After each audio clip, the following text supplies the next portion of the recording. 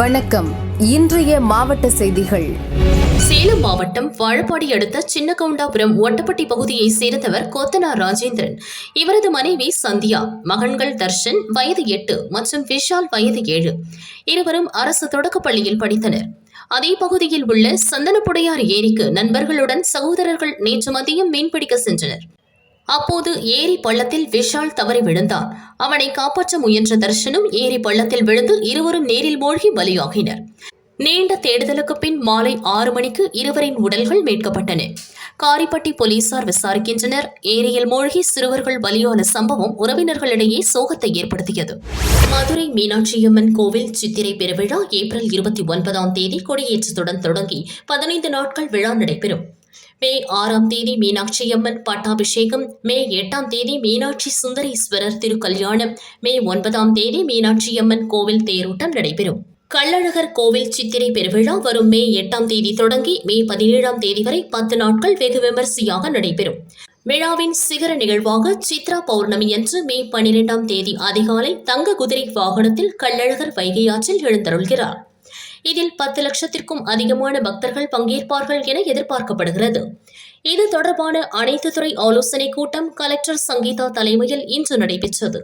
கள்ளழகர் வைகை ஆற்றில் எழுந்தருளும் நிகழ்வை முன்னிட்டு மே 8ஆம் தேதி முதல் வைகை அணையில் இருந்து வினாடிக்கு 1000 கன அடி நீர் திறக்கப்படும் என பொதுப்பணித்துறை நீர்வளத்துறை அதிகாரிகள் தெரிவித்தனர். கள்ளழகர் வைகை ஆற்றில் எழுந்தருளும் வைகை ஆறு, கோரிப்பாளையம், செல்லூர் ஆகிய பகுதிகளில் மேம்பால பணிகள் நடைபெறுவதால் கூடுதல் பாதுகாப்பு பலப்படுத்தப்படும் என கலெக்டர் தெரிவித்தார். பாலப்பணிகள் நடப்பதால் ஏவி மேம்பாலத்தில் விஐபி வாகனங்கள் மட்டும் குறைந்த அளவே அனுமதிக்கப்படும். விழாவையொட்டி வைகை ஆற்றை கபளீகரம் செய்துள்ள ஆகாய தாமரை செடிகளை அகற்றவும் பொதுப்பணித்துறை நடவடிக்கை எடுத்துள்ளது. இந்துக்கள் பற்றி அவதூறாக பேசி சிக்கலில் மாட்டிக்கொண்ட அமைச்சர் பொன்முடியின் கட்சி பதவி பறிக்கப்பட்டது. தொடர்ந்து பொன்முடி இல்லம் முன்பு ஆதரவாளர்கள் குவிந்தனர்.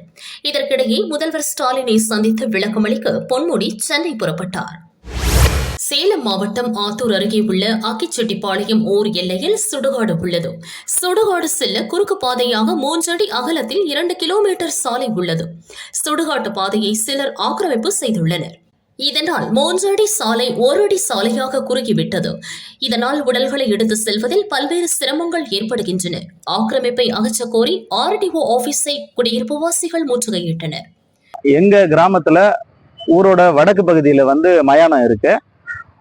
ஊர் குடியிருப்பு பகுதியிலிருந்து மயானத்திற்கு செல்லக்கூடிய பாதையானது தற்பொழுது அகலமாக இருந்த பாதை குறுக்கப்பட்டு 2 தனி நபர்களால் அங்கு ஆக்கிரமிப்பு செய்யப்பட்டு அதோட அகலம் குறுக்கப்பட்டு இப்ப ஒத்தையடி பாதை மாதிரி தான் இருக்கு. அந்த ஆக்கிரமிப்புகளை அகற்றி எங்களுக்கு நாங்க மயான காட்டிற்கு பாடியை எடுத்துட்டு போறதுக்கும் அந்த பகுதியில் இருக்கக்கூடிய மக்களுக்கு நடைபாதையாகவும் இருப்பதற்காகவும் அதை வழிவகை செய்யக்கூறி நம்ம இன்னைக்கு ஆத்தூர் ஆர்டிஓ அவர்களிடம் நம்ம மனு கொடுத்திருக்கோம்.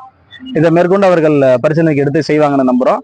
இது பரிசீலனைக்கு உட்படுத்தப்பட்டு செய்யப்படாதவர்கள் நம்ம அடுத்த கட்ட முயற்சியை மேற்கொள்ளுங்கிறது இதன் மூலமா தெரிவிச்சுக்கிறோம். ஆர்டிஓ பிரியதர்ஷினியிடம் மனு அளித்தனர். உரிய நடவடிக்கை எடுக்கப்படும் என ஆர்டிஓ உறுதியளித்தார். தொடர்ந்து அனைவரும் கலைந்து சென்றனர்.